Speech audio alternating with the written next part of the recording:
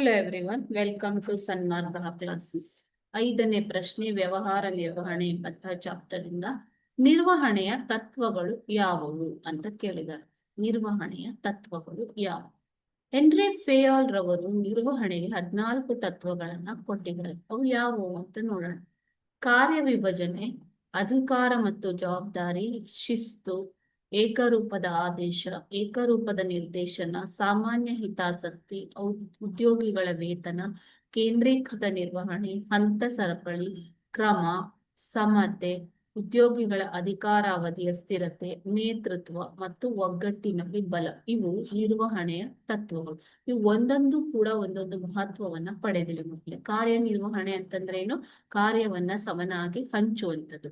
ಅಧಿಕಾರ ಮತ್ತು ಜವಾಬ್ದಾರಿ, ಯಾವ ರೀತಿ ನಿಮಗೆ ಅಧಿಕಾರ ಇರುತ್ತೆ ಅದೇ ರೀತಿ ಜವಾಬ್ದಾರಿ ಕೂಡ ನಿರ್ವಹಣೆಗೆ ಸಂಬಂಧಪಟ್ಟಿದ್ದಾಗಿದೆ. ಈ ಎರಡು ಆಡಳಿತಗಾರನ ಅಧಿಕಾರ ಮತ್ತು ನೌಕರರೊಂದಿಗಿನ ಅದನ್ನ ಜವಾಬ್ದಾರಿಯನ್ನ ಸೂಚಿಸುತ್ತವೆ. ಶಿಸ್ತು ಅಂತಂದ್ರೆ ಅಧಿಕಾರ ಮತ್ತು ನೌಕರರ ನಡುವೆ ಮಧ್ಯೆ ಕಾರ್ಯಪ್ರವರ್ತಕ ಗುಣಗಳು ಎಲ್ಲ ಹಂತಗಳಲ್ಲೂ ಇದು ಬಿಂಬಿಸುತ್ತದೆ. ಶಿಸ್ತು ಸಂಘಟನೆಯ ಸಾಧನೆಗೆ ಪೂರಕವಾಗಿದೆ. ಏಕರೂಪದ ಆದೇಶ ಅಂತಂದ್ರೆ ಏನು? ಈ ತತ್ವದ ಪ್ರಕಾರ ಉದ್ಯೋಗಿಯು ಆಜ್ಞೆಯನ್ನ ಒಬ್ಬ ಮೇಲ್ವಿಚಾರಕನಿಂದ ಮಾತ್ರ ಸ್ವೀಕರಿಸಬೇಕು. ಓಕೆನಾ? ಒಬ್ಬ ಮೇಲ್ವಿಚಾರಕನಿಂದ ಮಾತ್ರ ಆತ ಆಜ್ಞೆಯನ್ನ ಸ್ವೀಕರಿಸುವಂಥದ್ದು. ಇದನ್ನ ಏಕರೂಪದ ಆಜ್ಞೆ ಅಂತ ಹೇಳ್ತಾರೆ. ಏಕರೂಪದ ನಿರ್ದೇಶನ ಅಂತಂದ್ರೆ ಈ ತತ್ವ ಒಂದೇ ಉದ್ದೇಶದಿಂದ ಕೂಡಿರುವ ಗುಂಪು ಚಟುವಟಿಕೆಗಳಿಗೆ ಒಂದೇ ಆದೇಶವನ್ನ ಕೊಡುವಂಥದ್ದು. ಓಕೆ.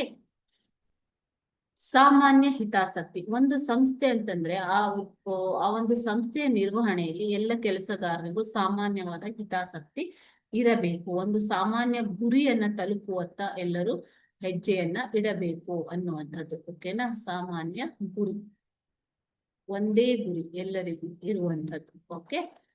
ಉದ್ಯೋಗಿಗಳ ವೇತನ, ಉದ್ಯೋಗಿಗಳಿಗೆ ನೀಡುವ ವೇತನ ಪ್ರಾಮಾಣಿಕತೆಯಿಂದ ಕೂಡಿದ್ದು ಎಲ್ಲ ನೌಕರರಿಗೂ ಸಮಾಧಾನ ತರುವಂತೆ ಇರಬೇಕು. ಕೇಂದ್ರೀಕೃತ ನಿರ್ವಹಣೆ ಅಂತಂದ್ರೆ ಒಂದು ಸೆಂಟ್ರಲೈಸ್ಡ್ ಮ್ಯಾನೇಜ್ಮೆಂಟ್ ಅಂತ ಹೇಳ್ತಾರೆ ಇದನ್ನ. ಈ ತತ್ವದ ಪ್ರಕಾರ ಅಧಿಕಾರವು ಕೇಂದ್ರೀಕೃತವಾಗಿದ್ದು ವ್ಯಾಪಾರ ಸಂಘಟನೆಗೆ ಉತ್ತಮ ಫಲ ದೊರೆಯುವಂತೆ ಇರಬೇಕು ಮಕ್ಕಳೇ. ಓಕೆನಾ? ಅಧಿಕಾರವು ಕೇಂದ್ರೀಕೃತವಾಗಿದ್ದು. ಹಂತ ಸರಪಳಿ ಅಂತಂದ್ರೆ ಈ ತತ್ವದ ಪ್ರಕಾರ ಅಧಿಕಾರ ವರ್ಗದಲ್ಲಿ ಹಂತಗಳು, ಮೇಲ್ದರ್ಜೆ, ಕೆಳದರ್ಜೆ, ಅಧಿಕಾರ ಶ್ರೇಣಿ. ಹಂತ ಅಂದ್ರೆ ಏನು? ಶ್ರೇಣಿ. ಸೊ ಶ್ರೇಣಿ ಅಧಿಕಾರ ಇರಬೇಕು ಅಂತ ಹೇಳ್ತಾರೆ. ಓಕೆನಾ? ಕ್ರಮ ಅಂತಂದ್ರೆ ಈ ತತ್ವದ ಪ್ರಕಾರ ಜನರು ಮತ್ತು ವಸ್ತುಗಳು ಸರಿಯಾದ ಸ್ಥಳದಲ್ಲಿ ಸೂಕ್ತ ಸಮಯದಲ್ಲಿ ದೊರೆಯಬೇಕು. ಓಕೆ, ಅದನ್ನ ಕ್ರಮ ಅಂತ ಹೇಳ್ತಾರೆ. ಸಮತೆ ಅಂತಂದ್ರೇನು?